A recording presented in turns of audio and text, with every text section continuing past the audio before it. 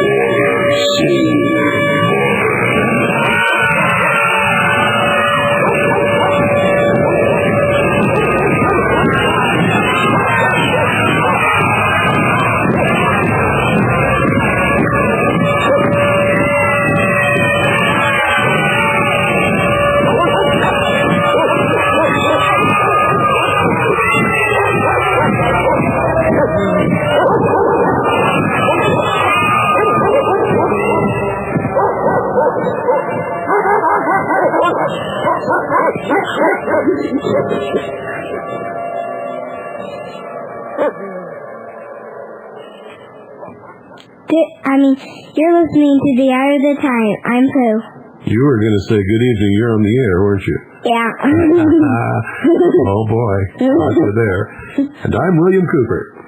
I pledge allegiance to the flag of the United States of America and to the republic for which it stands, one nation, under God, indivisible, with liberty and justice for all.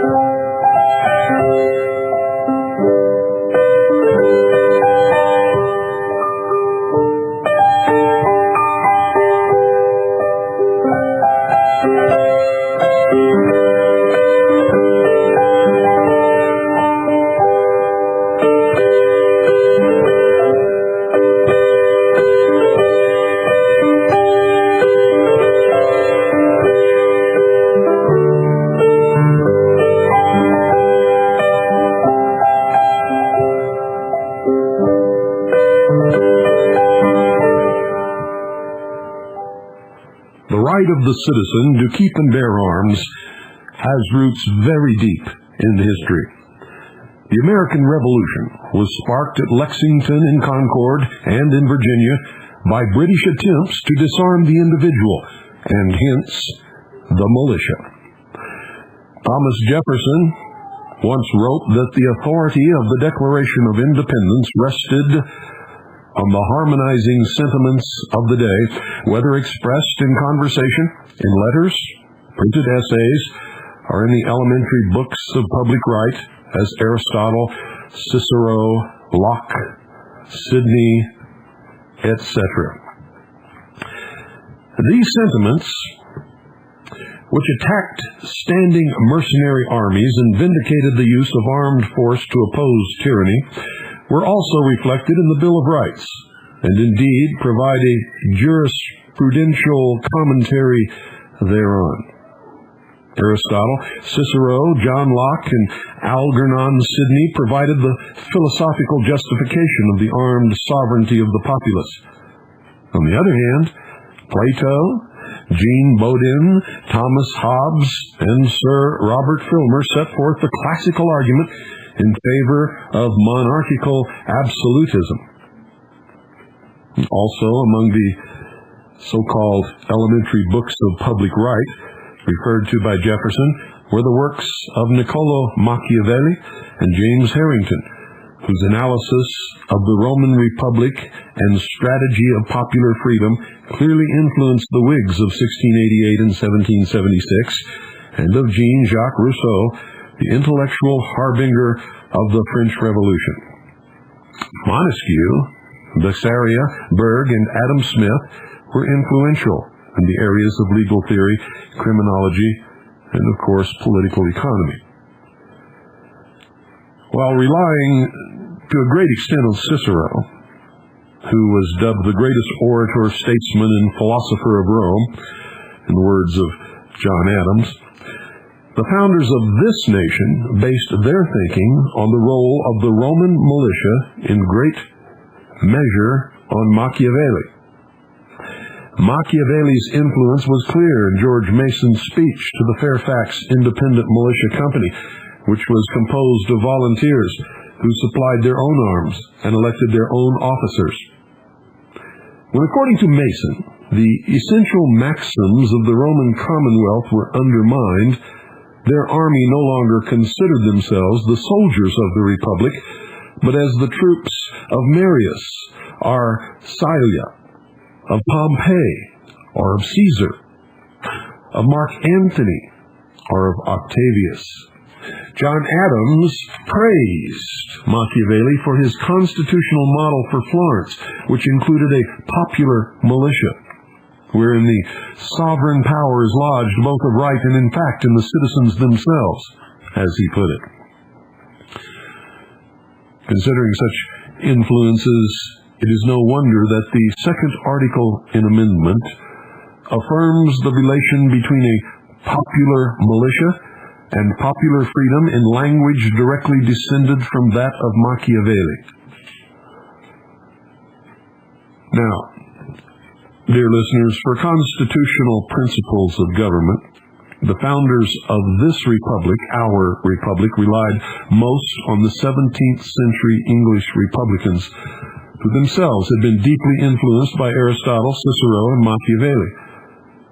Jefferson saw to it that Locke and Sidney would be required reading at the University of Virginia for, as he said, as to the general principles of liberty and the rights of man in nature and in society, the doctrines of Locke in his essay concerning the true, original extent and end of civil government, and of Sidney in his discourses on government, may be considered as those generally approved by your fellow citizens of this and the United States.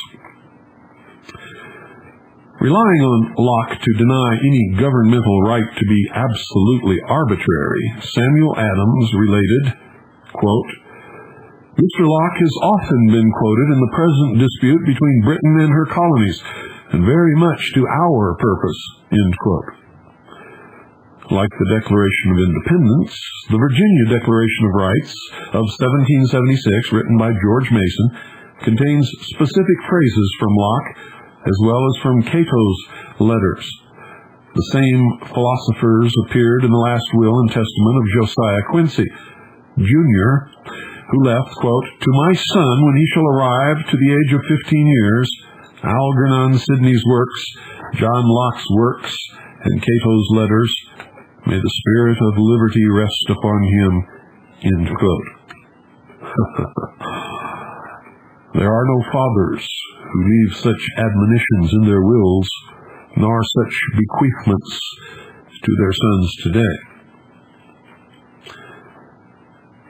But to sum it up, the two categorical imperatives of the Second Amendment, that a militia of the body of the people is necessary to guarantee a free state, and that all of the people, all of the time, not just when called for organized militia duty, have a right to keep arms, derive from the classical philosophical texts concerning the experiences of ancient Greece and Rome and 17th century England.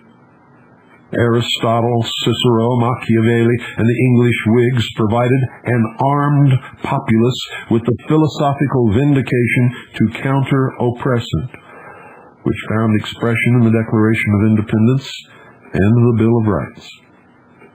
In this sense, the people's right to have their own arms was based on the philosophical and political writings of the greatest intellectuals of the past 2,000 years. William Jefferson Clinton doesn't hold a candle to such men. An appreciation of the significance of these elementary books of public right is indispensable to a correct understanding of the meaning of the Bill of Rights in general, and of the Second Amendment in particular. And furthermore, an understanding of the authoritarian absolutism of Plato, Bowden, Hobbes, and Filmer is as necessary as an understanding of classical libertarian republicanism in order to know what America's founders rejected as well as what they accepted. Those who drafted and supported the Bill of Rights followed the libertarian tradition of Aristotle, Cicero, and Sidney, and they rejected soundly the authoritarian, if not totalitarian tradition of Plato, Caesar, and Filmer. These two basic traditions in political philosophy have consistently enunciated opposing approaches to the question of people and arms, with the authoritarians rejecting the idea of an armed populace in favor of a helpless and obedient populace, and the libertarian republicans accepting the armed populace and limiting the government by the consent of that armed populace. Speaking as Socrates in the Republic, Plato provided a comprehensive analysis of the social and political consequences of individual ownership of arms versus a state monopoly of arms. To refute the definition of justice as fulfilling promises and paying debts, Socrates suggested, in a counterexample, that one ought not to return a deposit of arms or of anything else to one who asks for it when he is not in his right senses, and yet a deposit cannot be denied to be a debt. Since the return should not be made to one, quote, not in his right mind, end quote, repayment of a debt was not necessarily justice because, as he put it, and I quote, a friend ought always to do good to a friend and never evil, end quote. By implication, individual possession of weapons by sane individuals was ethically acceptable to Socrates. Yet Socrates' own definition of justice as the fulfillment of one's proper function, at least as propounded by the more conservative Plato, rejected as degenerate the egalitarian democracy that an armed populace would predictably instate. An essential element of Plato's explanation of political transformation in the Republic related to the tendencies of the unjust state to win privilege through armed force, and of the armed multitude to abolish the unjust state in question. According to Plato, oligarchy arises when privilege based on wealth is fixed by statute. As he put it, quote, this measure is carried through by armed force unless they have already set up their constitution by terrorism, end quote. The abuse resulting from the state monopoly of violence leads to a disunited state wherein the rich and poor continuously plot against each other. If a war with outside forces arises, the oligarchs are faced with the following dilemma. Either they must call out the common people or not. If they do, they will have more to fear from the armed multitude than from the enemy. And if they do not, in the day of battle, these oligarchs will find themselves only too literally a government of the few. The development of an oligarchy into a democracy requires that the common people be armed. Former members of the ruling class who lose their wealth and power long for a revolution. These drones are armed and can sting. Finally, whether by force of arms or because the other party is terrorized into giving way, the poor majority overcomes and establishes a democracy which grants the people an equal share in civil rights and government. Liberty and free speech are rife everywhere. Anyone is allowed to do what he likes. Plato did not like such a possibility. While Plato attacks democracy for exhibiting characteristics which today would be considered laudable, some of his remarks are nevertheless directed against a social order that retains political inequality and therefore cannot be considered a complete democracy. And that's why he called his writing the Republic. Thus, after the old oligarchy is replaced by a society progressing towards democracy, a strong leader arises who, quote, begins stirring up one war after another in order that the people may feel their need of a leader, and also be so impoverished by taxation that they will be forced to think of nothing but winning their daily bread instead of plotting against him, end quote. Sound familiar? Finally, the despot wins complete victory by reestablishing the state monopoly of arms. And as mentioned earlier, is usually accomplished through terrorism, political terrorism. And he says, quote, then, to be sure, the people will learn what sort of a creature it has bred and nursed to greatness in its bosom. Until now, the child is too strong for the parent to drive out. Do you mean that the despot will dare to lay hands on this father of his and beat him if he resists? Yes, when once he has disarmed him, end quote.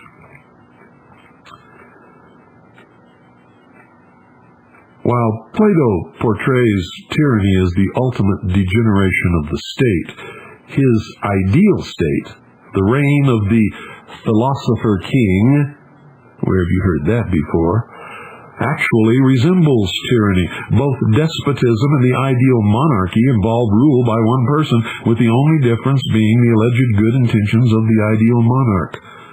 A dubious check on despotism.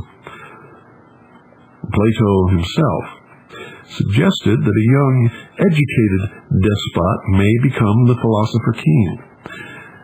After attacking the democratic ideal where one man is trader, legislator, and warrior all in one, Plato devised a normative social structure with the ruling philosophers at the top, the soldier auxiliaries in the middle, and the working masses at the very bottom.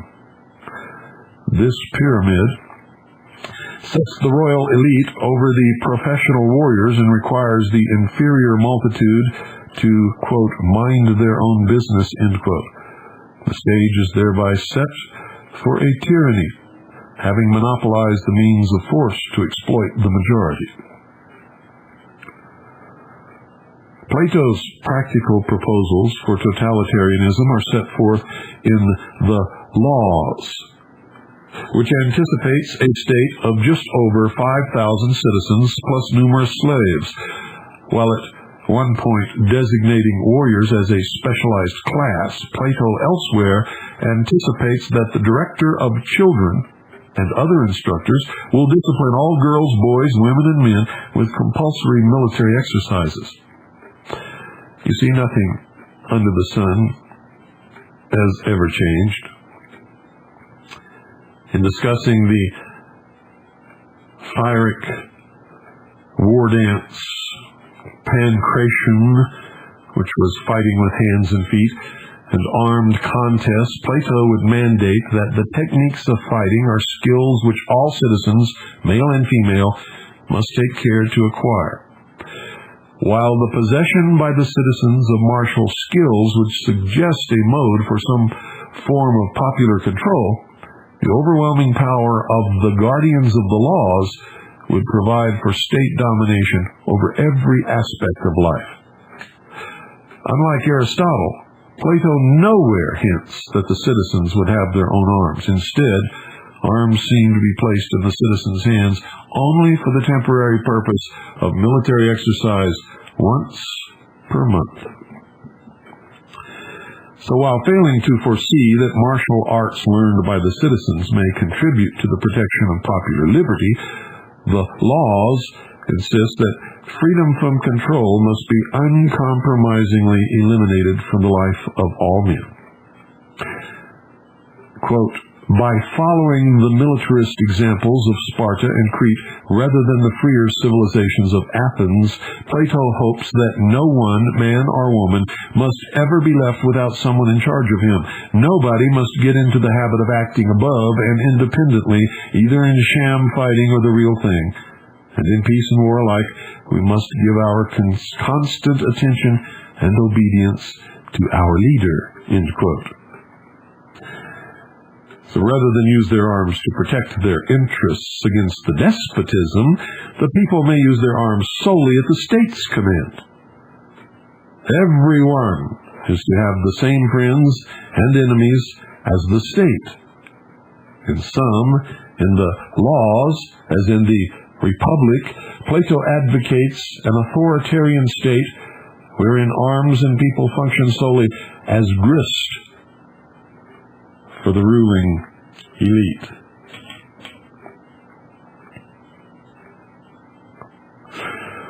In the Politics, Aristotle critically analyzes the elitist authoritarian regime advocated by Plato, as opposed to the strict division between rulers, warriors, and workers in the Socratic dialogue.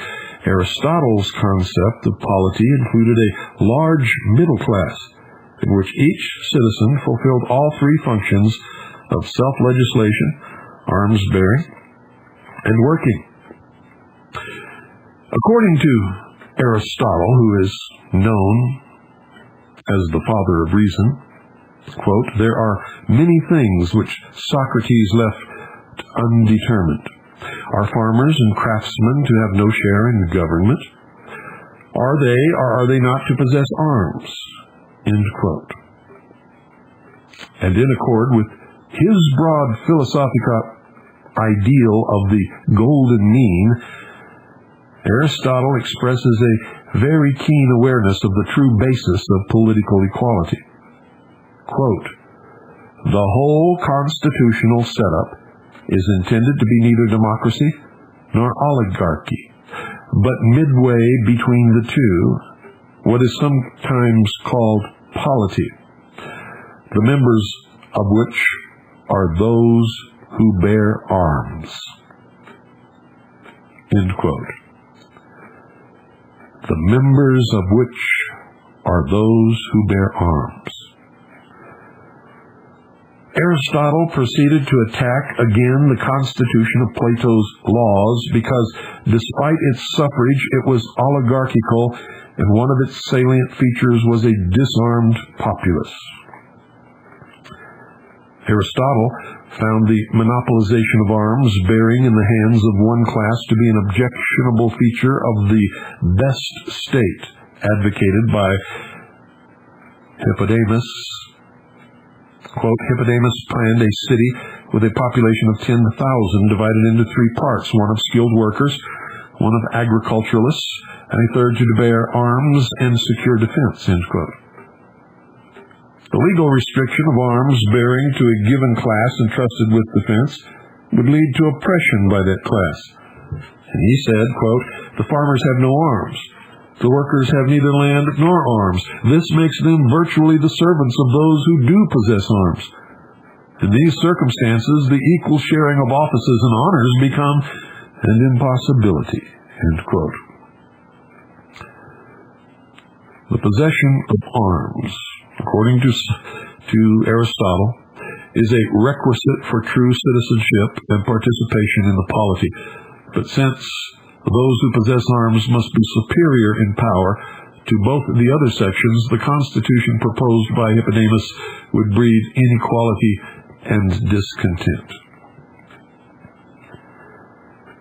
In analyzing the elusive concept of the constitutional kingship, Aristotle commented on its opposite, tyranny, which was founded on a professional standing army. Thus, a king's bodyguard is composed of citizens carrying arms, a tyrant's of foreign mercenaries, an all-volunteer force, paid and promised a handsome retirement. The citizens protect the king, but they need protection from the tyrant. Even the armed force of the monarch must not be strong enough to overpower the whole population. Aristotle was a very smart man. Since all true citizens possess arms, the arms bearers are not limited to those who defend the state in war. Just after referring to, quote, the class which will defend in time of war, end quote, Aristotle declares that, quote, it is quite normal for the same persons to be found bearing arms and tilling the soil, end quote. By contrast, quote, oligarchical devices, end quote, exist in regulations made about carrying arms to the effect that it is lawful for the poor not to possess arms. The rich are fined if they do not have them. Since arms were essential to the polity for full participation in principal citizenship, ought to be reserved for those who can afford to carry arms, yet Aristotle immediately went on to recognize the ill treatment of the poor that would result from such a property qualification. You see, the poor do not have the requisite wealth in order to always be able to afford to bear arms. In a polity, each citizen is to possess his own arms which are not supplied or owned by the state. As Plato had perceived in the Republic, Aristotle also saw that a prerequisite to the transition from an oligarchy to a popular constitution is the arming of the people, who would overpower the oligarch's troops. Furthermore, tyranny derives from the oligarchy's mistrust of the people. Hence, they deprive them of arms, ill-treat the lower class, and keep them from residing in the capital. These are common to oligarchy and tyranny. War, taxation, and public works keep the people poor and preoccupied, perpetuating the power of the tyrant. It is also in the interest of a tyrant to keep his subjects poor so that they may not be able to afford the cost of protecting themselves by arms and be so occupied with their daily tasks that they have no time for rebellion. While recognizing the political implications of material factors, including territory and military technology, Aristotle contended that conditions promoting the use of cavalry and hoplites would result in an oligarchy because of the high costs of horses and heavy armor. But the light armed infantry and service in ships are democratic, and so in practice, wherever these form a large proportion of the population, the oligarchs, if there is a struggle, fight at a disadvantage. The possession of light arms by the people allows them to overcome oligarchy. Quote, it is by the use of light infantry in civil wars that the masses get the better of the rich. Their mobility and light equipment give them an advantage over cavalry and the heavy armed, end quote.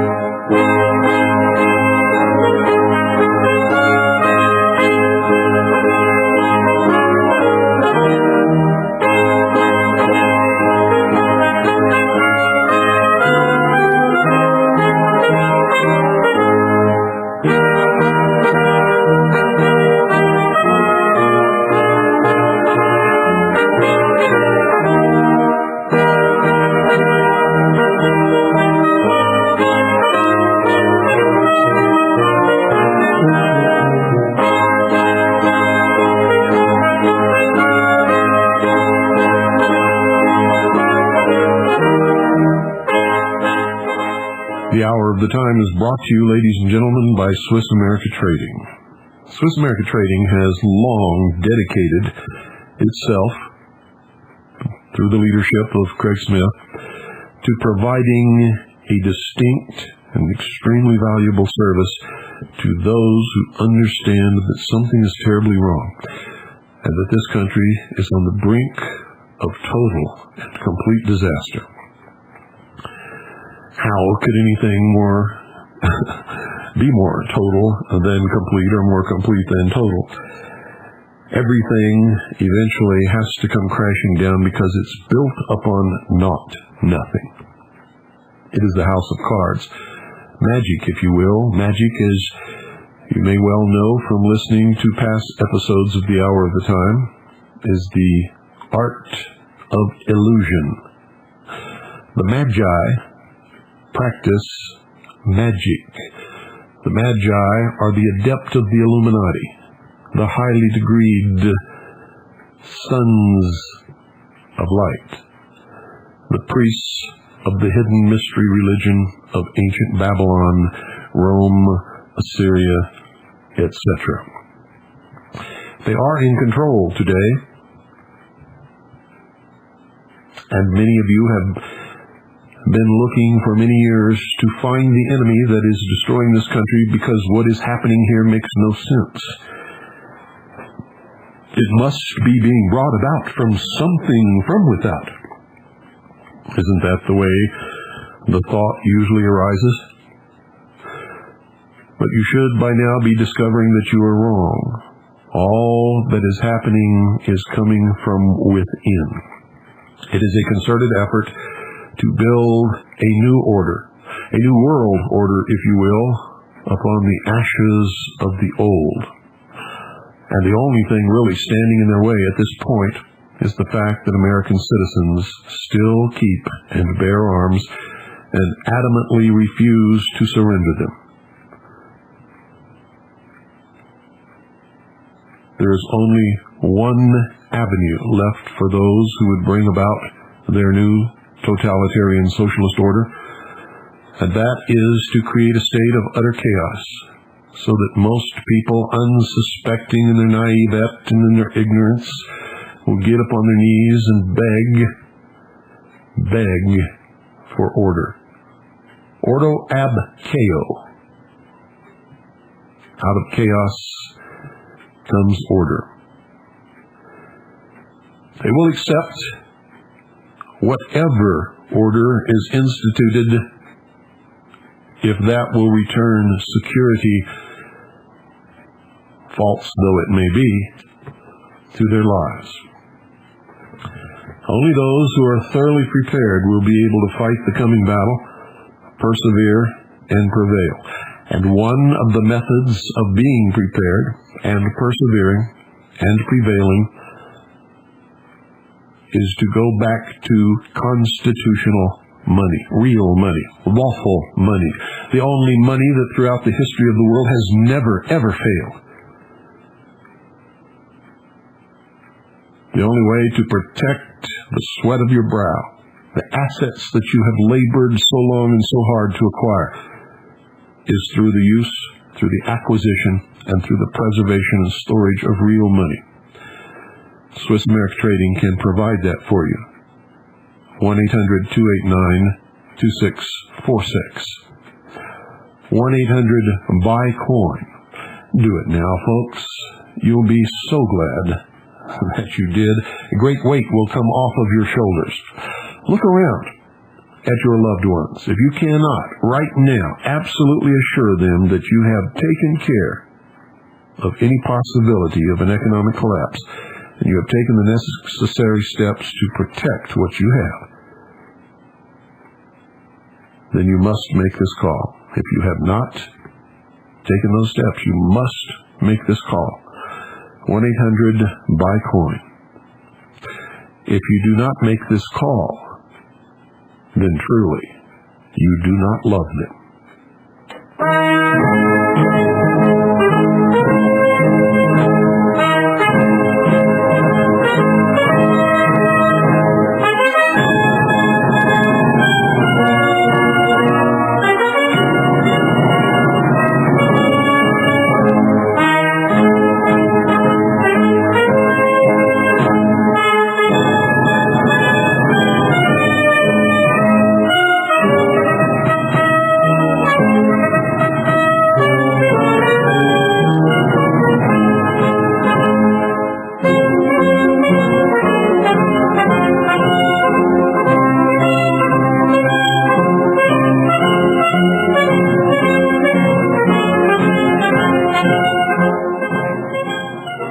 Ladies and gentlemen, every city requires food, tools, and arms, and of course many other things, but these are essential. Arms are included because members of the Constitution must carry them even among themselves, both for internal government in the event of civil disobedience and to repel external aggression. In polity and democracy, in contrast with oligarchy and tyranny, the members of the Constitution are many, and all have arms, whether they comprise the few or the many. Those with arms are sovereign, and I quote Aristotle, "For those who possess and can wield arms are in a position to decide whether the Constitution is to continue or not," end quote. Pretty heavy, isn't it? But if you read the Declaration of Independence, you'll see that our founding fathers said exactly the same thing.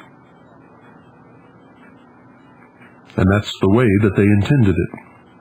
So that if government became oppressive or became a tyrant, the people could dissolve such government and institute a government of their choosing.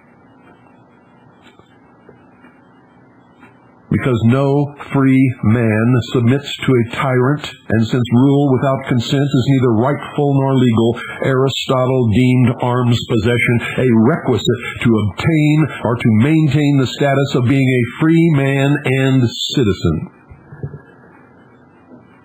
Without arms, that status was unreachable, and is unreachable, and will always be unreachable. In the Athenian constitution, Aristotle described the manner in which Pisistratus seized power by force and set up a tyranny by disarming the Athenians, sent into exile for establishing a tyranny. Pisistratus hired soldiers and returned. And Aristotle describes it thusly, quote, "Winning the battle of Pelias, he seized the government and disarmed the people. And now he held the tyranny firmly. And he took Naxos and appointed Lysidamas ruler. The way in which he disarmed the people was this: he held an armed muster at the temple of Theseus, and began to hold an assembly.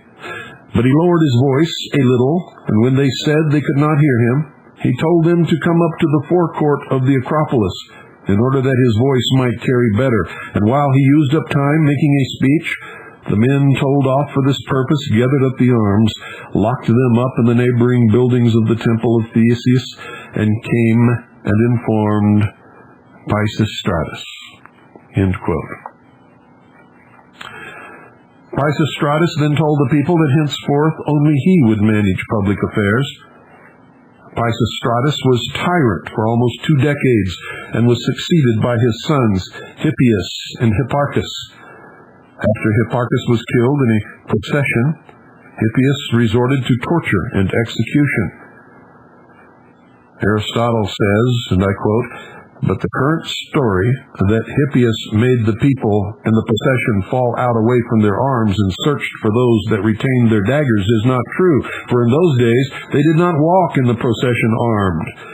But this custom was instituted later by the democracy." End quote. In short, the Athenians were disarmed under tyranny and armed under democracy. Aristotle also described the similar methods resorted to by the 30 tyrants to perpetuate their power. Under their rule, only 3,000 persons who favored the tyranny qualified for citizenship. Opposition naturally arose from the majority of the people deprived of citizenship. The multitude found an able spokesman, and Theramences, who the 30 feared would lead the people to destroy the oligarchy. After losing an expedition against armed exiles, the 30 decided to arm the others and to destroy Theramenes, in part by giving themselves absolute powers to execute any citizens not members of the roll of 3,000. Theramenes having been put out of the way, they disarmed everybody except the 3,000, and in the rest of their proceedings went much further in the direction of cruelty and rascality.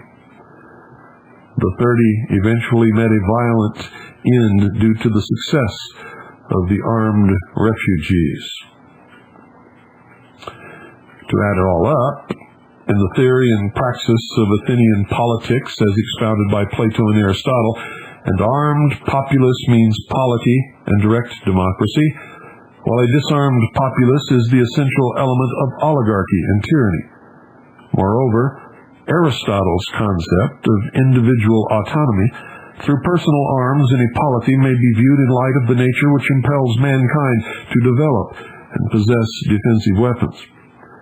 This natural tendency, according to his account in Parts of Animals, which is the title of a book, stems from the human's anatomy.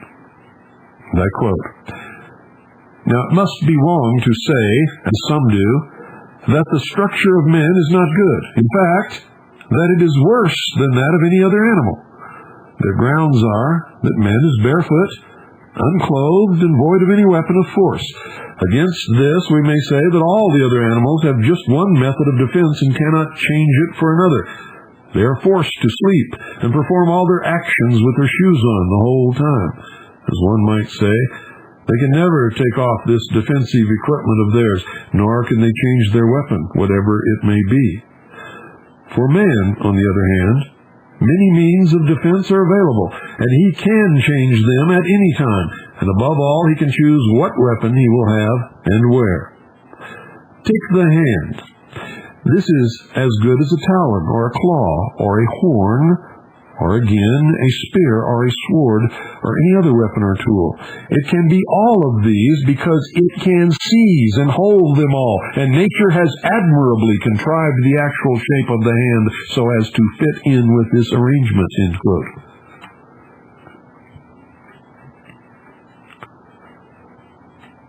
Roman philosophy and history embodied significant lessons concerning the social and political characteristics of armed and disarmed populaces.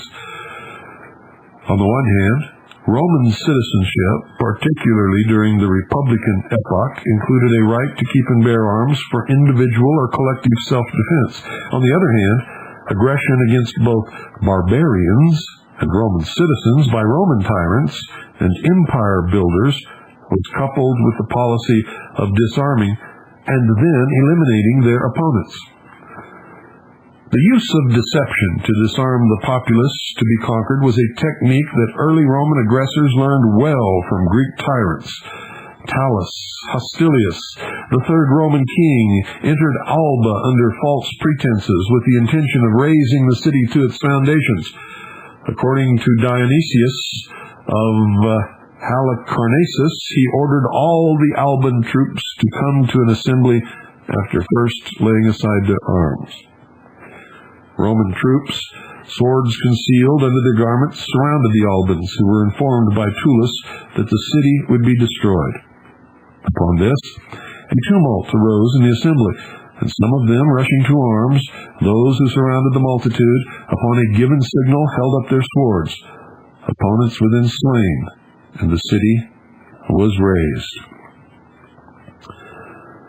The institution of an armed populace, whose members would provide and keep their own arms, was initiated by Servius Tullius, the sixth Roman king. Formerly, the right to bear arms had belonged solely to the patricians. Now plebeians were given a place in the army, which was to be reclassified according to every man's property. In effect, his ability to provide himself a more or less complete equipment for the field. According to Livy, all the citizens capable of bearing arms registered in a census, and these men were required to provide their own swords, spears, and other armor. In De Re Publica, Cicero relates that Servius organized a large group of knights from the main body of the people, and that the rest of the population was divided into centuries, or groups of 100. Thus, even before the overthrow of the monarchy and the establishment of the republic, the right to keep and bear arms belonged to patrician and plebeian alike. Marcus Tullius Cicero, the great philosopher, senator, and lawyer, set forth the most complete discussion in the Roman Republican tradition of the natural right to have and use arms for public defense against tyranny and for private defense against attack. And this is extremely unusual, for in his quest for power, Cicero was always raising the specter of treason from within, of armed revolt against the Republic, of men who would take up arms against the Senate. And in his constant raising of this bugaboo enemy, Cicero stepped up to power. If he could not make the enemy believable or forceful enough, he would set his thugs to beat and rob Roman citizens. And if he needed a rousing political cry, he would raise and burn a government building or a temple.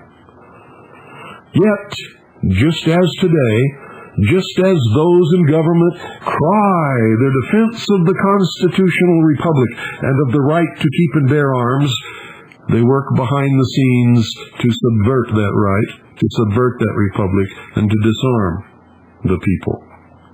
Cicero set the stage for this, and those who are doing it today learned from Cicero, and many others, I might add. But Cicero was a master at propaganda and terrorism, and raising the specter of armed patriots who would destroy the country. Unbelievable that the same man is quoted now, many centuries and millennia later, as being a great defender of the natural right to have and use arms for public defense against tyranny and for private defense against attack. And by contrast, the connection between standing armies, the disarmament of peoples, and foreign and domestic tyranny is well exemplified in the writings of Julius Caesar. Analysis in a chronological context of the orations and philosophical writings of Cicero, and secondarily of Caesar's account of the Gallic and Civil Wars, demonstrates the identification of the armed citizen with the Roman Republic and of the standing army with the empire. Cicero delivered two orations involving arms in the turbulent year 63 BC. First, he defended Gaius Rabirius, who was prosecuted for the murder of Lucius Apulicius Saturninus. Saturninus was an ally of Gaius Marius, who replaced Rome's citizen army with mercenaries, and was an uncle and political teacher of Caesar. Saturninus was killed in 100 BC for attempting a coup d'etat to destroy the Roman constitution. Now, 40 years later, Caesar instigated the prosecution of Rabirius for murder, and Cicero acted as the defense counsel. All of this you should read about in the newest book out, entitled Julius Caesar, and I will attempt to give you the author's name sometime during this broadcast.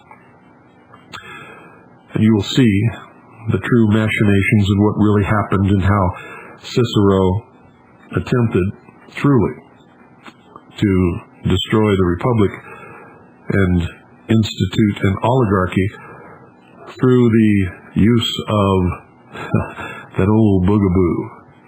Traitors with weapons are dangerous, and traitors are patriots and militia and armed populace. These are plotting to overthrow the Senate, was his standard line. While he had not killed Saturninus, like many other citizens, Rabirius took up arms with the intention of killing Saturninus, yet neither the attempt nor the fatal act against the would-be tyrant was unlawful. And I quote, "For there is surely no difference between the man who kills and the man who takes up arms for the purpose of killing. If it was a crime to kill Saturninus, then to take up arms against him could not fail to be a crime as well. But if you agree that the taking up of arms was lawful, then you are obliged to agree that the killing was lawful as well." End quote. to counter the forces of Saturninus, the consuls, headed by Julius Caesar, said, and I quote, "Ordered every citizen who had the welfare of the state at heart to take up arms and follow their lead. Everyone obeyed. Weapons were taken from the temples and the public arsenals, and Gaius Marius distributed them among the populace." End quote.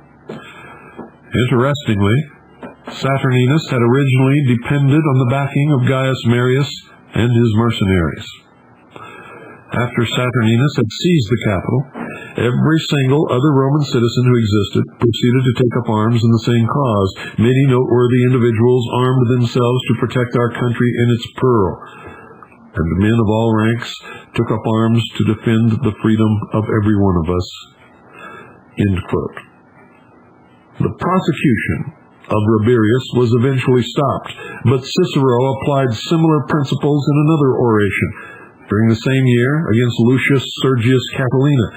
Catilina had also sought to abolish the republic. Cicero personally had assembled forces and bodyguards to protect the people and himself from Catilina. For Cicero, having and using arms to protect the republic was honorable. Thus he praises the courage to strike down a dangerous Roman citizen more fiercely even than they struck down the bitterest of foreign foes. But having arms specifically to be used for assassination was criminal. Quote, "You were illegally carrying arms. You had got together a group determined to strike down the leading men of the state." End quote. Cicero, in fact, created the circumstances, ladies and gentlemen, to label his political enemies as terrorists moving to destroy the republic. And this is clear in the history of Rome. There is no mistaking any of it. Cicero was eventually unmasked and driven from power. He went into exile, where he continued his machinations. Eventually, he was brought back to Rome, a more subdued, more docile patriarch, forgiven. But Cicero never ever stopped. Many books today claim Cicero to be a great hero, a great opponent of republicanism, of democracy, of the right of the people to keep and bear arms. It is sad how history can be twisted by historians who have an agenda by doing such things, for it was Cicero himself who created the situation that resulted in the laws against the citizens of Rome bearing arms within the gates of Rome. That is indeed sad. Ladies and gentlemen, we're coming up to the top of the hour. And while we're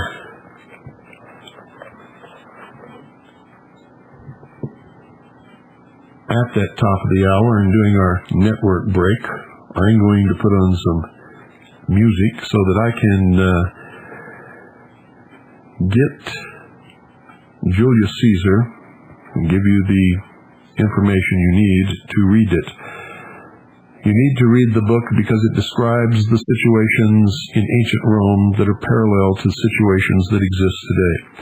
And you can see the machinations of the senators and the powerful families of Rome as they compete for power, and as they attempt to undermine each other, and as they attempt to take the reins of control away from the people, the citizens of Rome, and create an oligarchy, which eventually leads, of course, to a dictatorship in the form of an emperor and an empire. You will see that Julius Caesar begins as a great man in defense of the rights of the people, of the citizens, and of the Constitution of the Republic. But as throughout history, power corrupts, and it corrupts absolutely. Absolute power corrupts absolutely. And you can see through the history of Julius Caesar and those who surround him that as they gain power, they become more corrupt. And no matter their good intentions, the result is the same.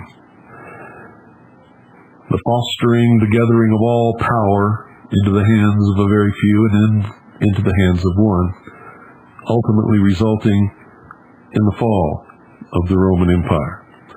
The complete destruction of Rome was not due to any influence of some ragtag scattered body of a new religion called Christians. On the contrary, it was due to the decadence, the degradation, the descent into tyranny and despotism of those who ruled Rome, and the attempts of the populace and the people who were crushed under the thumb of the empire of the legions of Rome to regain their freedom and exercise it. The collapse of the moral structure, the collapse of the family unit, the collapse of the religions of Rome, all of these things led to the ultimate complete downfall. Christians really had very little, if anything, to do with any of it.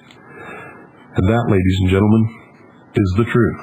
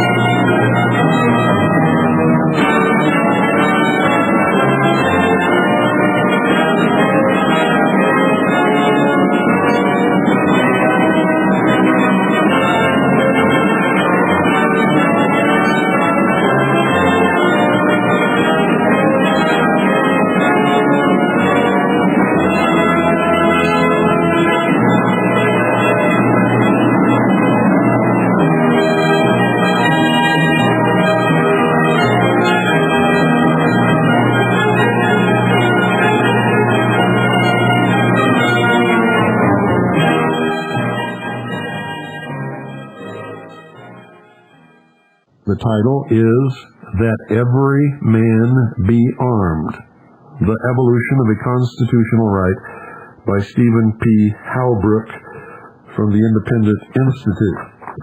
Now, when you get this book and read it, when you come to the part that discusses the heroics and the wonderful contributions to humankind of Cicero, make sure that you have read Julius Caesar first so that you will know that this is not really true. That it is people who superficially read the history of the Roman Empire that really believe that Cicero is some kind of a hero protecting the rights of the people, because they're just reading Cicero's own bullshit is what they're doing, and they're swallowing it. Just as if you were to really believe William Clinton's speeches or Hillary Clinton's book, or for that matter, any of these politicians' lie speeches or books. They are a pack of unmitigated, barefaced liars. Pompous asses, if you want to know the truth. And you must be careful about believing what you read that they wrote. However, if you read the histories that others wrote during the time about these people, you will more readily discover the truth. I'm sure that sometime in 1,000 years, someone will dig up the writings and speeches of William Clinton and think that he was a great man who was standing up in defense of liberty and freedom for all people, and that because he was a sportsman, he promoted and was for the right to keep and bear arms, and blah, blah, blah, blah, blah, blah, blah, blah, blah, blah, blah. The rest of this book is accurate, and I highly recommend it to all of you. You need to read it. It goes through the history of the books and writings that set the stage for liberty and freedom and for the right of the people to keep and bear arms. It covers the common law of England. I'm not selling this book, and I'm not going to give you an address where to write from it. I'm just going to tell you to go find it because I pulled this out of my library for tonight's discourse and conversation. It goes into the American Revolution in the second article in amendment and continues into antebellum interpretations right up to the freedmen firearms and the 14th Amendment that resulted from the Great Civil War that was fought for freedom. And now when I say fought for freedom, ladies and gentlemen, don't misunderstand me. The South was fighting for state rights, and in their fight they were certainly fighting for freedom. The North was fighting for the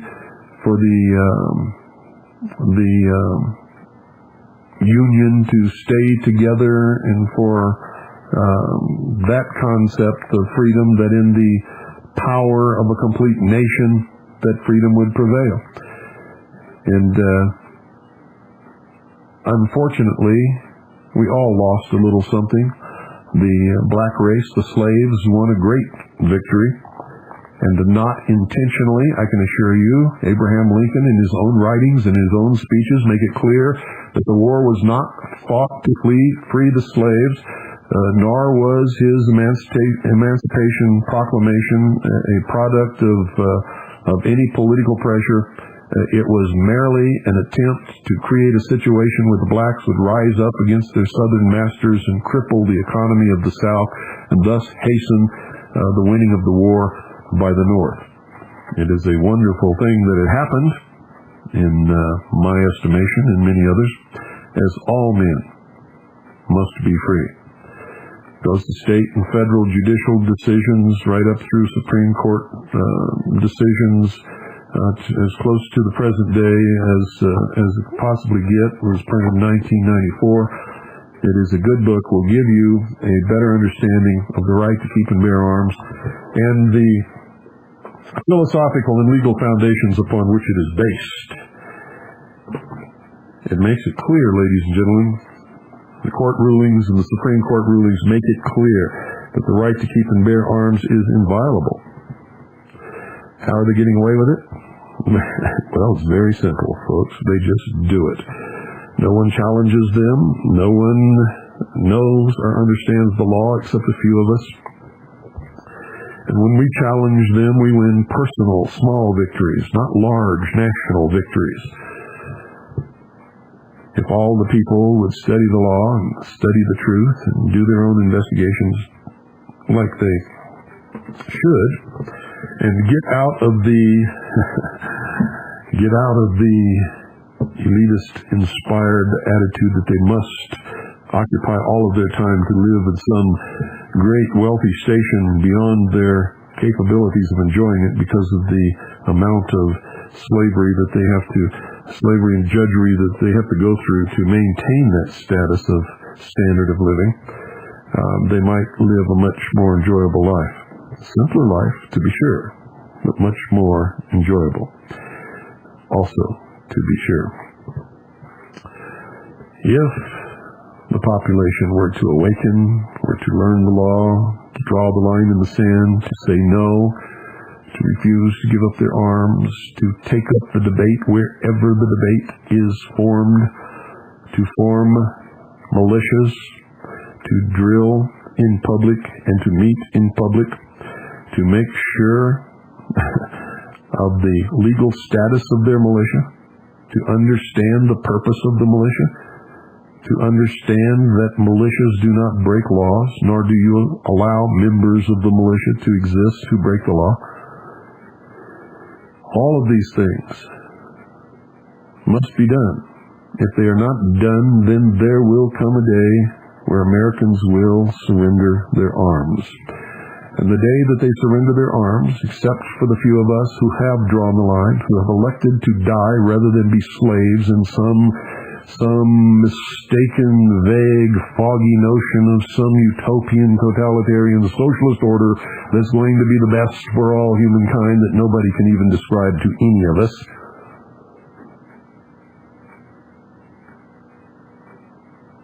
Except for us. Most will march off into that slavery. And on the day they surrender their arms, Americans will become slaves and America will cease to exist. It is just that simple, ladies and gentlemen. It is not a subject of debate. It's an absolute fact. History repeats itself over and over and over again. Nothing. There is nothing new under the sun today at all. Period. All things have been before and all things will come around again. It is the same old march that is always performed, and it will be the same old march 1,000 years from now that is performing today. There are cycles and stages and seasons that just repeat. Why do you enjoy the springtime when it comes? Because you have forgotten how wonderful it is through the winter and the fall, and it's as if it were new again and you had never seen it before in your life.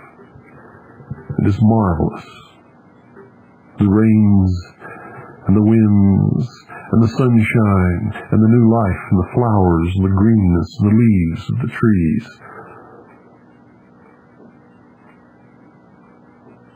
The warmth. And then the fall comes with its magic. And it is magic, the crisp snap in the air. That's invigorating, as a matter of fact. And the trees, the leaves begin to turn into the most beautiful symphony of colors that you can imagine. And then slowly drop from their branches, and before you know it, there's a barren, bleak landscape, overcast, bitter cold, and snows. And of course, this does not take place everywhere in the world, but I can tell you from my own experience, ladies and gentlemen, for I lived in Hawaii for 8 years, and there are no seasons in Hawaii. None whatsoever. It's just one long, beautiful, great, wonderful, fantastic, incredible summer. And after a while, it is the most absolutely boring experience that you can imagine. After 8 years, I had to flee the islands. I could not stand it any longer. If I smelled another flower, if I saw another lush green hillside covered with the most beautiful rainbow, I was just going to vomit. You see, we need that change, or at least I do. I believe that most people need that kind of change. Without it, our lives become, well, the same. There were other things about the islands that contributed to that feeling, ladies and gentlemen. You see, they're very small. You may think they're big when you're there, but after you've driven around the island 500 times and you've seen everything absolutely that there is to see, you begin to feel as if you're in a tiny closet and you just can't get out. I love to go back.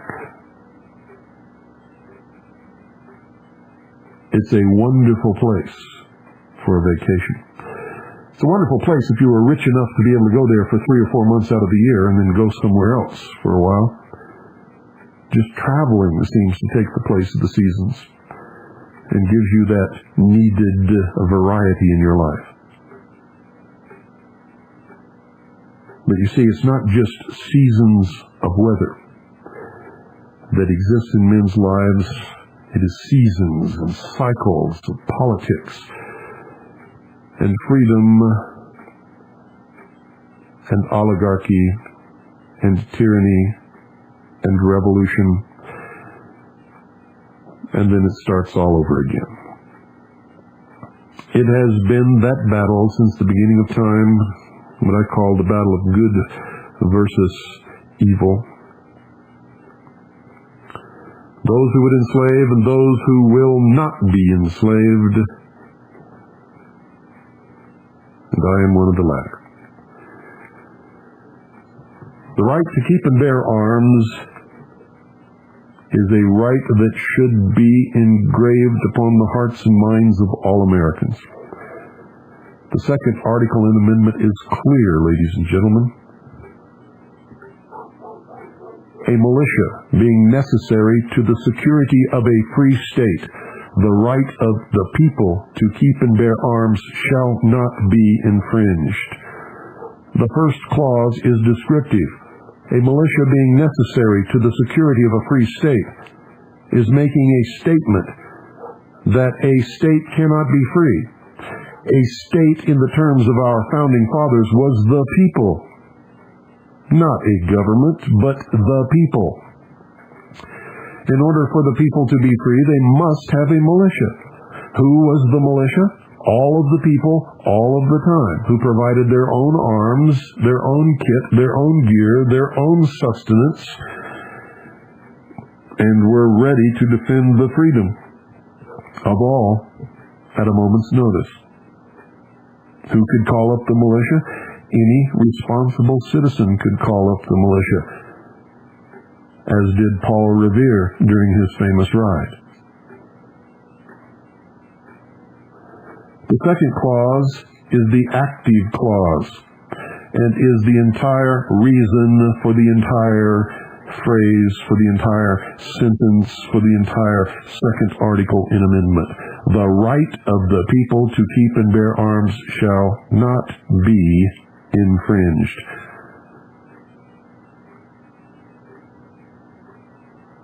What is so difficult to understand about that? What kind of arms? Any kind of arms that are necessary to maintain the freedom and security of the people against any insurrection, against any invasion, and against anyone who would subvert or destroy the laws of the Union or of the state. Anyone who would create an oppressive, tyrannical government over the people. Anyone who would attempt to disarm the people. The Constitution for the United States of America, ladies and gentlemen, recognizes the militia as a pre-existing body before the Constitution was written or adopted. You see, the Constitution does not provide for the Congress to form a militia or to create a militia. It provides for the Congress to call forth the militia, and by that statement recognizes the supremacy of the militia over the Constitution as a pre-existing force of the people and of the several colonies to protect their freedom against anyone who would take it away. The Declaration of Independence set the stage by saying any government that would become despotic or become a tyrant should be overthrown by the people, disbanded by the people, negated by the people. It all means the same thing. And that they should form a government more to their liking, one which would serve their interests and preserve their freedoms. Every American should read the Declaration of Independence and understand every word of it. If possible, you should memorize it.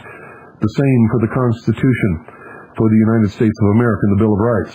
In fact, you must also have a very, very good understanding of the Articles of Confederation, which, by the way, were never negated, were never repealed, and are still a great part of the first documents in law of this great nation. The militia has been recognized since the beginning, the foundation of the very first body politics in this country by those who came to escape the tyranny of the old world as the means of defense against all enemies, foreign and domestic. And that is still recognized today as the oath of all of those who are inducted into the armed forces, enlisted as well as officers.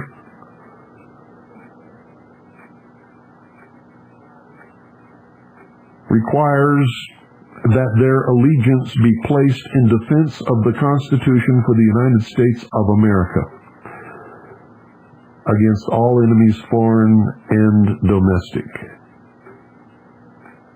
and that they will obey all lawful orders of the officers placed above them.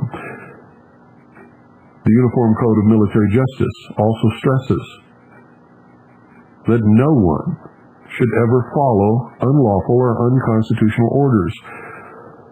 The precedent for this, ladies and gentlemen, was set clearly at Nuremberg during the Nuremberg trials, where it was stated that following orders was not an excuse, and that the proper thing to do would have been to disobey those orders if they were unlawful or if they were wrong, even if it meant the death of the soldier who disobeyed. Nothing has changed. Nothing is going to change. Nothing will change. We may be few, but we are an army. We are an army that understands our history. We understand freedom. We understand the risks and responsibilities entailed in living in a state of freedom. And we are fully and completely willing to pay whatever price is necessary in order to maintain freedom with responsibility in a constitutional republican government, recognizing the rights of each individual that our Creator endowed and are protected by the document known as the Constitution for the United States of America and the first 10 amendments known as the Bill of Rights. I find it incredible that many Americans, many more than you would even dare to believe, have never even read the Constitution for the United States of America or the Bill of Rights in their entire life and know nothing about it. They know literally nothing about the principles and ideals upon which this nation was founded, that gave this nation and its people the greatness and the prosperity, the standard of living, and the opportunity that we have enjoyed for over 200 years. Now, in their ignorance and their apathy, and yes, even their stupidity, they are taking steps which they believe to be right based upon the erroneous lessons that they have been taught by their socialist masters to destroy all of it and create another nation in the image of what they believe has fallen, the Soviet Union. If you read Mikhail Gorbachev's book, Perestroika, if you read his speeches, if you read the writings of other prominent socialist politicians and great men, great to communism and socialism, you will find that the fall of the Soviet Union was a deception, meant to lull the West to sleep, so that there could be, ladies and gentlemen, a synthesis of the two, capitalism and communism, into a world body politic, a totalitarian socialist new world order, which they call the Golden Dawn, or the New Dawn, or the Golden Age returning, or the New World Order, or the New Covenant. They have many words for it, but it is all the same. And they are ready and willing to destroy anyone who opposes their new order. You will not be allowed to move into the future, into the new millennium, if you are considered to be heretical, if you will not give up the past, if you are a Klingon. The Federation will crush you if you are a Klingon, and you will be relegated to a small spot in the universe. and a perpetual war will exist against you. Unless, of course, you renounce your fellows and your beliefs and your principles and your ideas and your religion and your creator-endowed rights and join Captain James T. Kirk on the bridge of the starship Enterprise and voyage where no man has dared to voyage before. James T. Kirk, spelled backwards, the initials is Knights of the Temple of Jerusalem, the Knights Templar, from which all of this sprang again when they brought the old ancient mystery religion of Babylon back from the Crusades and established it in Europe. And they weren't the only ones. But you see, they had a passion of vengeance against the existing religious orders, the existing nation-states, and the people who hunted them and condemned them. Their goal is to establish their religion, and only their religion, as the religion of the world, to destroy all existing governments save theirs, their hidden secret government, which they will establish as a world totalitarian socialist, what they call benevolent despotism, where they will present a Messiah to the world behind whom rules, truthfully, a council of what they call wise men. And they fully intend to shackle the mob.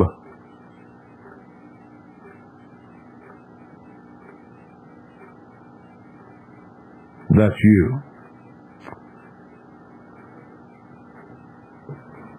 If I were you, I would study up on this. If I were you, I would take advantage of our sale and get your hands on our Mystery Babylon series. Listen to every word of it, every tape, and wake up to the reality of the world. You see, your e-ticket has expired and you're still wandering around in Disneyland. The park is closed, the lights are out, the rides are not moving. Yet in your deranged state of mind, you believe that they are, and you believe that it's the real world, and that's the way it really is. But if you dare to venture over to the fence and peek up over the top, you'll see that there really are hookers on Anaheim Boulevard, and that there are traffic accidents and crime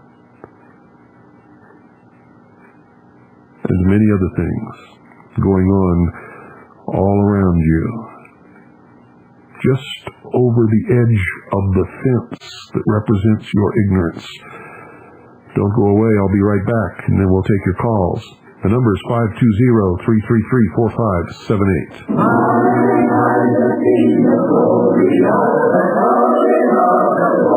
He is dancing out the places where the grapes of wrath and sword. He has moved the faithful lightning of his terrible before. His truth is marching on. Glory, glory, hallelujah. Glory, glory, hallelujah. Glory, glory, hallelujah. His truth is marching on. I am singing in the watchfires of 100,000 hands. They have built it in the altar in the evening dew and dance. I can be his righteous sanctifier in the very rest. His day is marching on. Glory, glory, hallelujah. Glory, glory, hallelujah. Glory, glory, hallelujah. His truth is marching on. He has sounded forth the trumpet that shall never sound repeat. He is lifting out the hearts of men before his judgment seat. Oh, be swift, my soul, to answer him, be delivered at my feet. Our God is mighty Lord. Glory, glory, hallelujah. Glory, glory, hallelujah. Glory, glory. Ladies and gentlemen, the Hour of the Time is brought to you by Swiss America Trading. Swiss America Trading cares about the message of this broadcast. They care sincerely about the success of the Worldwide Freedom Radio Network, the voice of freedom, if you will, the last voice of freedom left in the world, the only source of documented, sourced, real, truthful information. You don't ever have to agree with any of the opinions of anyone that you hear on this network. You don't have to believe or not required to believe anything that we present to you. You are required to think, and you are required to investigate and check everything. We hope that you will listen to everyone, read everything, believe nothing, unless you can prove it in your own research.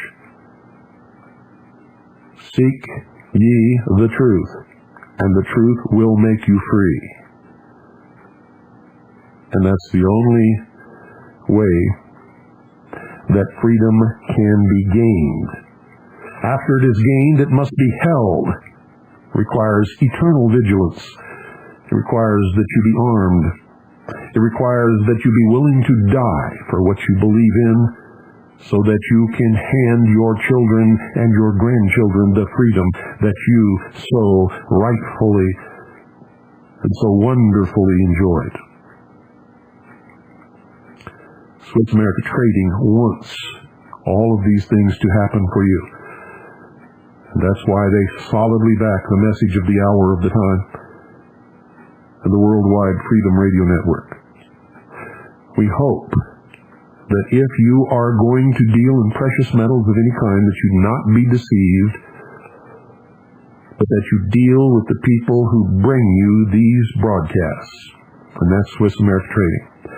That you deal with the people who guarantee what they do, that is Swiss America Trading. That you deal with people who give you a buyback policy and nobody else does it, that is Swiss America Trading.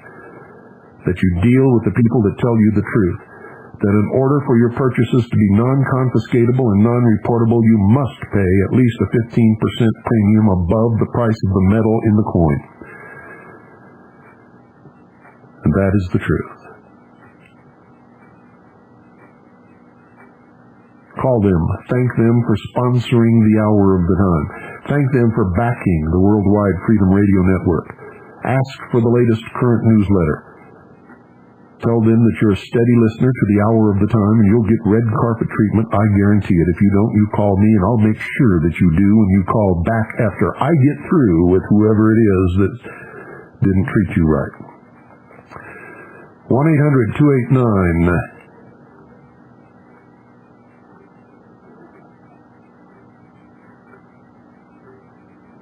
Well, let's just do it the easy way. 1-800-BUY-COIN. 1-800-289-2646 or 1-800-BUY-COIN. Call now.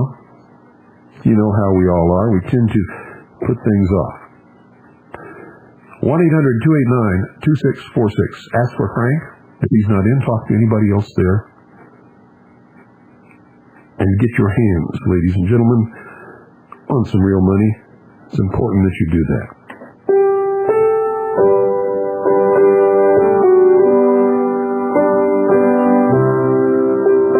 520-333-4578 is the number.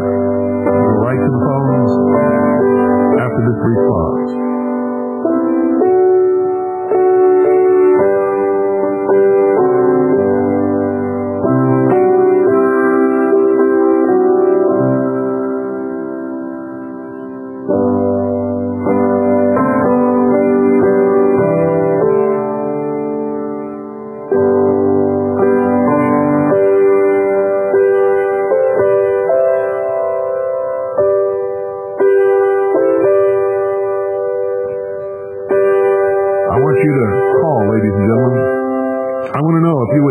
take up arms in defense of the Constitution, the Bill of Rights, and freedom. I want to know, if they came to disarm you, would you give up your weapons? I want to know where you would draw the line in the sand.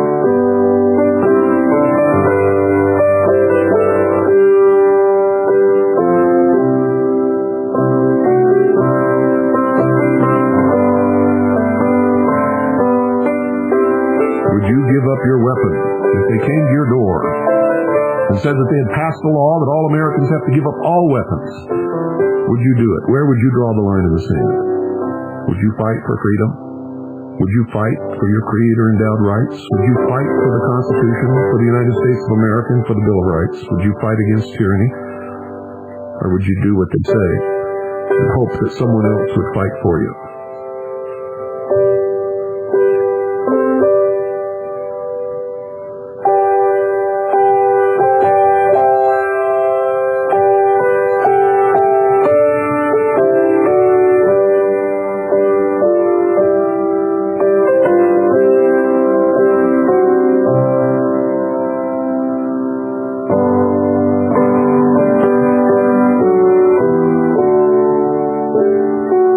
$1-800-289-2646 is the number you should call for Swiss America Trading.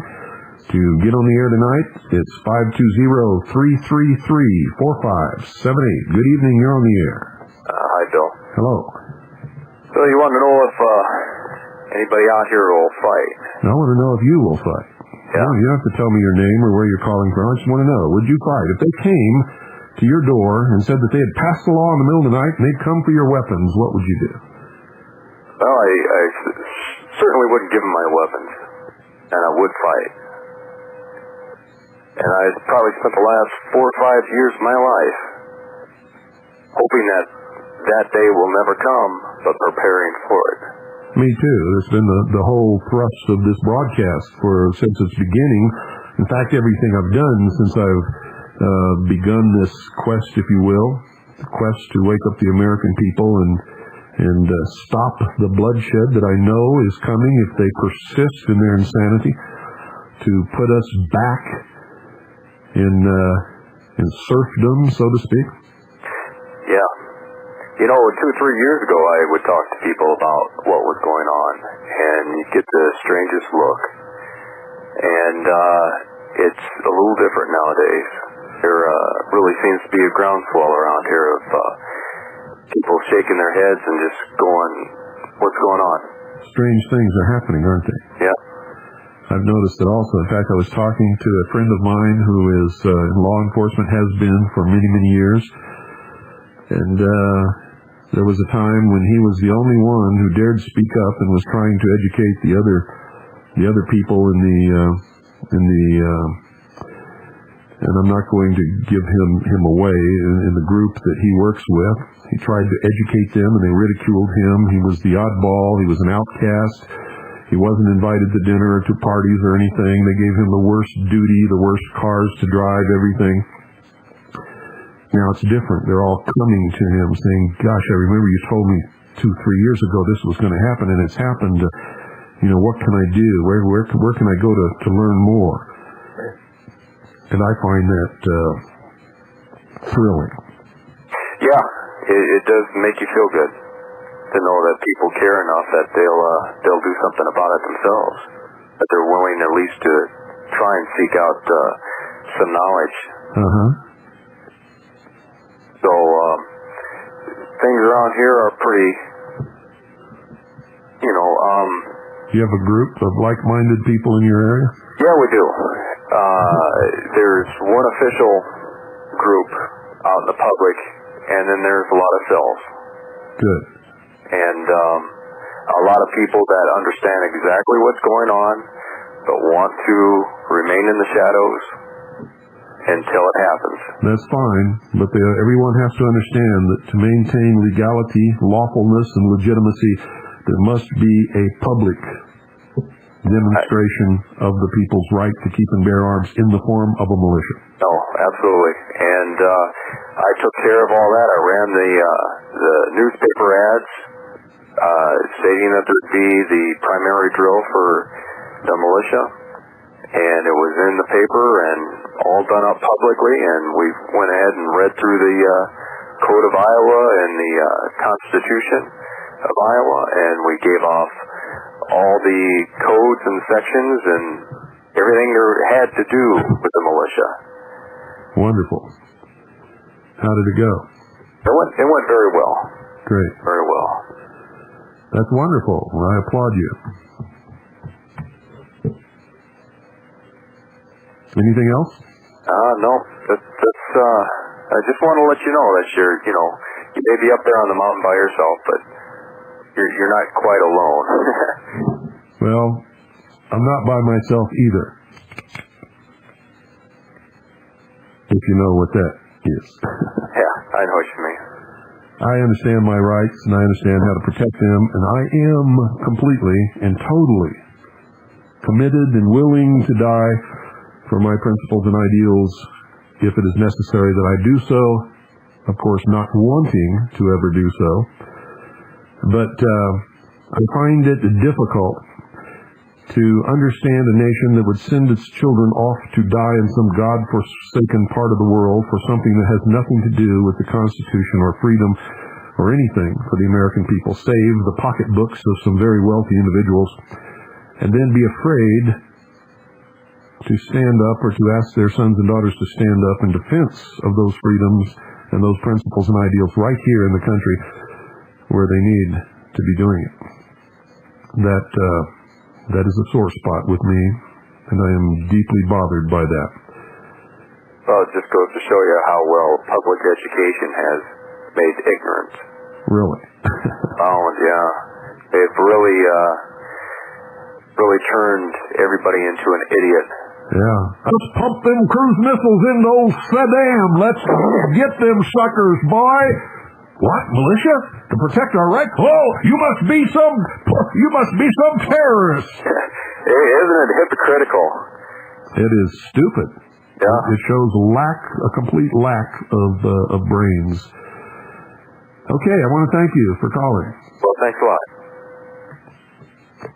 520-333-4578 is the number. We have about 16 minutes before the top of the hour, and it's time to hear from you, whoever you may be. Good evening. You're on the air. Yes. This is Al from Westwood. Hi, Al. How are you? Pretty good. You asked if we would give up our guns if they came to the house. Yes. And I would give up my guns, the ones they know about, so I could, because when they come to the house, there's going to be a lot more of them than me, and I don't want to die doing that. I'd rather give up the ones they know and the ones they don't know about, then I can fight another day.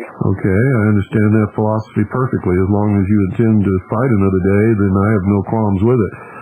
If you, however, were going to give up your guns and submit to the tyranny, then I would certainly take issue with that. Yeah, no way. One question I have: when we mail you a letter stating that we have a satellite and we're willing to transmit, roughly how long would it take for the information to get back to us? We're putting it together right now. I'm telling you, the response to this has just been incredible. We have so many orders for the satellite system. It's taken us a little while to get all the orders together, and we're going to be sending them off in the next couple of days. And I am preparing the mailing for the information for all of the. I can't believe how many people have written for information on the satellite system and the low power FM transmitters to become an affiliate of this network. It is overwhelming. The response has just been incredible, and it gives me great hope.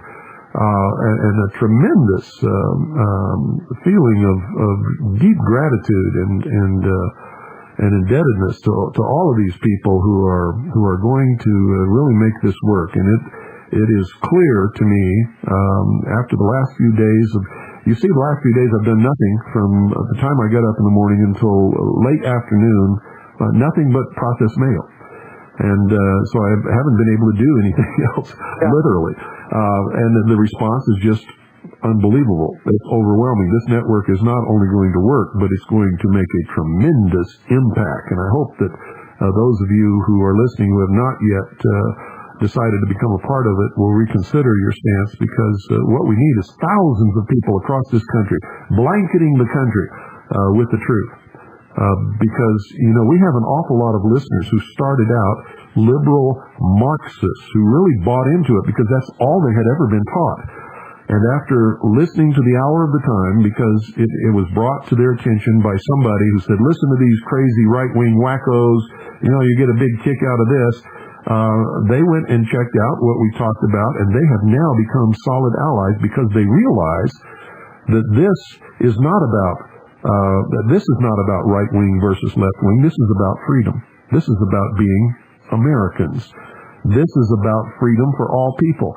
Male, female, black, white, Native American, Oriental, no matter what your religion is, we don't care. We want everyone to be able to live in freedom with responsibility. And they're just now beginning to understand that they've been on the wrong road, literally walking themselves into slavery. And now they're setting themselves free, and I love it. I just love it. It just tickles me to death. And one of the greatest boosts we ever got was when the White House issued that memo naming me as the most dangerous radio host in America, and naming the frequency and all of that stuff that Rush Limbaugh read on the air, and that brought us probably one of the greatest radio audiences in the history of the world. Well, I stopped listening to Rush because I'm a wacko and a kook compared, to him. I'm a new listener to you, probably just a couple of weeks. I just found you. One other question, kind of personal. How tall are you and how much do you weigh? When I hear you talking about that 375 H&H, I would think that you'd have to be pretty good size to handle that.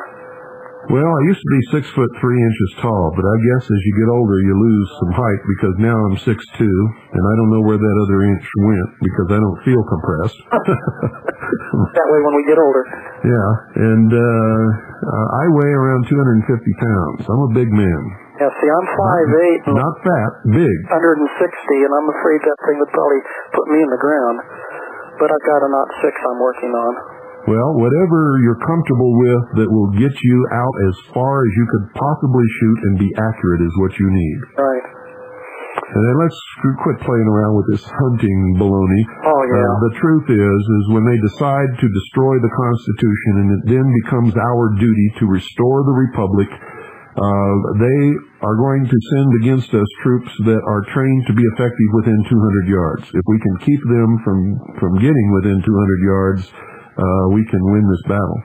Good. Well, hopefully we'll win it, one way or another. I have to believe that we will. I don't think that there's an army on the face of this earth that can occupy and conquer the American people if they maintain their spiritual faith and refuse to give up their weapons. It cannot be done. Yeah. Well, the only thing that bothers me is the good, well, I wouldn't say the good cops, but the older cops are going to be retiring. Younger cops are coming in and they're brainwashing them. Same with the military. Well, that's okay. Yeah. They're not too smart, are they? No, that's true. In a good fight, they wouldn't last very long. And Spec New, well, that's something else. How you can stand up with the UCMJ and be court-martialed, and fortunately he hasn't gone to jail, but I'm afraid maybe they didn't do that and maybe really cause a lot of problems. Well, they couldn't do it. It would have been political suicide, number one, and number two, they have no basis to justify it, because he was right. And where they can get by with doing what they did, they couldn't get by with anything more serious than that. Yeah. Well, the reason I ask about the mailing is because our mail goes to Reno, Nevada, and we seem to lose a lot of mail. Really? Have you filed complaints with the Post Office Department? Because it is a serious felony to interfere with the mail. Yeah, but if you file a complaint, they must investigate it. If they catch the culprit, they must prosecute them. Yeah. Interfering with the mail is a serious felony, and they can't get around prosecuting that. Yeah, that's true, if they can catch the person. Yeah, and if you insist and you raise enough hell, they will have to do something. They'll be forced to do something. And what will happen is they will leave your mail alone. Okay. One other question. Have you heard of D.V. Kidd? Yes. Okay. I get her literature. Yes, I know D.V. She was running for office in California. She was responsible for Freedom Call 90. We all went to Washington, D.C., And old Tom Valentine and his gang of Illuminati adepts tried to take away the protest against the Federal Reserve and turned it into an anti-NAFTA rally. Well, she sure got a lot on the ball. Yeah. She's a very intelligent lady. I like talking to her. She is. So anyway, I'll let somebody else in. Okay. Nice talking to you, and I'll look forward to that stuff in the mail. Thank you for calling. Thank you. Bye now. 520-333-4578 is the number. Are you a real American? Do you really care about your family, about your neighbors, about other real Americans? Or are you stuck in all this other baloney that's going on? Good evening, you're on the air. Oh, Mr. Cooper, this is Wayne. Hello, Wayne. Yes, I would give up my arms. They come around to see me the second day after hell freezes over. That's the day they can get my arms. I'm still here. Okay. Good for you. Hang in there. Keep up the good work. I shall. Do you have a group of like-minded people around you? Yes, indeed. Good. You get with those people and take care of each other. We do that. And don't do anything stupid like some of these other groups have done. It's embarrassing for all of us. Sure is. Gives us a bad name and gives the other side lots of ammunition. That's right. And we don't need that. Not at all. Thank you, sir. Thank you for calling. 520-333-4578. Would you give up your arms? Would you fight in defense of freedom, of the Constitution for the United States of America and the Bill of Rights? Are you in a militia? Do you care? Would you march into the New World Order with putting these shackles upon your own feet? We need to know these things. I think everybody out there wants to know. I want to know. We all need to know. The New World Order crowd needs to know. And you need to reinforce what you have committed yourself to. You see, this is just as much a reinforcement of commitment as anything else. For to call this broadcast and make those kinds of statements that these callers have made is a commitment that you're going to find difficult to back down from once you've made it. So there's always a method to my madness, ladies and gentlemen. See, I'll get you to commit to freedom any way I can, over and over and over again if I can, always if I can, forever if I can. You see, it's one thing to, mention in passing to your buddies that they're not going to get my gun, and to make a solid commitment to yourself, to this listening audience, to me, to the nation, to those who would destroy liberty and freedom, who want to bring about their new world order on the ashes of this great nation that has given us so much. You know, it just amazes me that the people who scream the most if their rights are violated are the very ones who want to destroy this country for their new socialist order. That amazes me. You know, I sit and ponder that for hours sometimes and wonder, how can these people do that? If they really had what it was that they're trying to bring about, they would be the ones who would hate it the most. And maybe that's why socialists always, when they come to power, execute those who brought them to power. Do you realize that every time socialism has come to power in the history of the world, they have immediately turned upon those who supported them and brought them to power and executed them and purged them and killed them? In particular, the intelligentsia, the university professors, the journalists, doctors, lawyers, all of the people who made it happen. If you don't believe that, study the history of socialism and communism, which is just another expression of socialism. You see, Lenin, who was the founder of the Soviet Union, ladies and gentlemen, said democracy is indispensable to socialism, from which communism takes hold. Socialism breeds Nazis, breeds despotism, breeds dictatorship, breeds enslavement, breeds the destruction of the human soul, destroys self-worth, destroys opportunity, destroys everything. Creates an artificial entity that becomes more important than those who created it. Something that does not even exist except on paper becomes all that there is for those who do exist to live for. Good evening, you're on the air. Yes, Bill? Yes. This is Bill.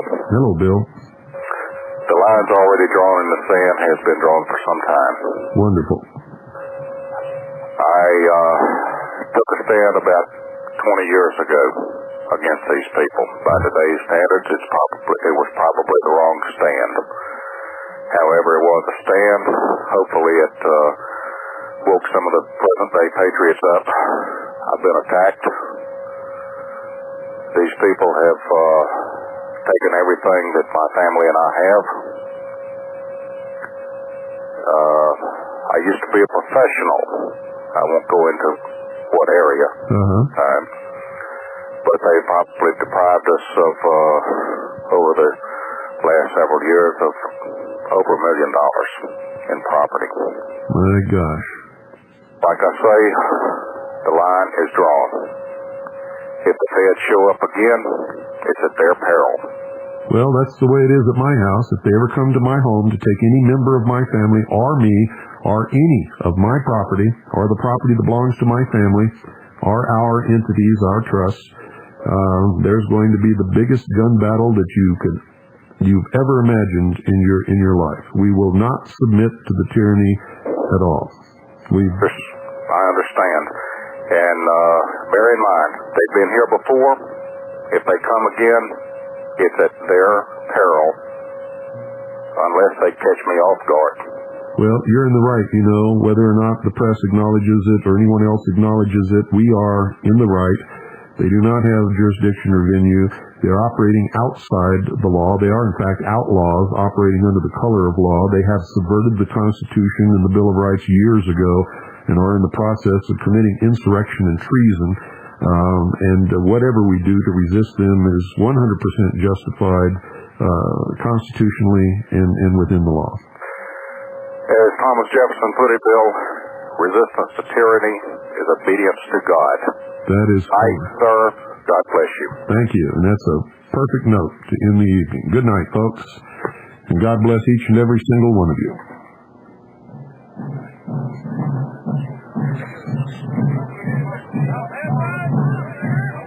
A week before the Battle of Bull Run, Sullivan Ballou, a major in the 2nd Rhode Island Volunteers, wrote home to his wife in Smithfield. July the 14th, 1861, Washington, D.C. Dear Sarah, the indications are very strong that we shall move in a few days, perhaps tomorrow. And lest I should not be able to write you again, I feel impelled to write a few lines that may fall under your eye when I know more.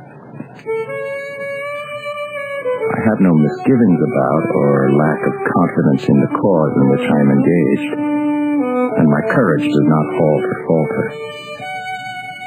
I know how American civilization now leans upon the triumph of the government, and how great a debt we owe to those who went before us through the blood and suffering of the Revolution.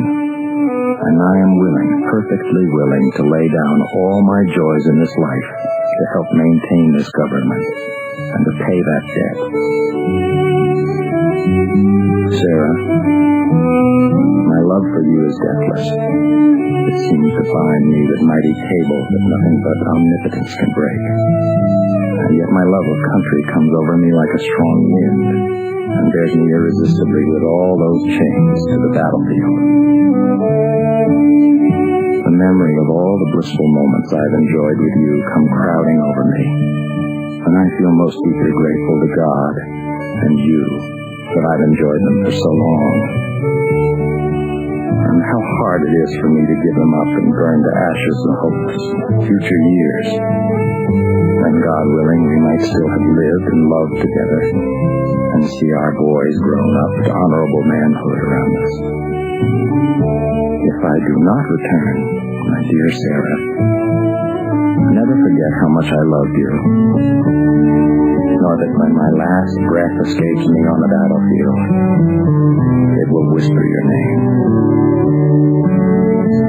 Forgive my many faults and the many pains I have caused you. How thoughtless, how foolish I have sometimes been. But oh, Sarah, if the dead can come back to this earth and flit unseen around those they love, I shall always be with you in the brightest day and the darkest night. Always. Always. And when the soft breeze fans your cheek, it shall be my breath, or the cool air your throbbing temple. It shall be my spirit passing by. Sarah, do not mourn me dead. Think I am gone, and wait for me, for we shall meet again.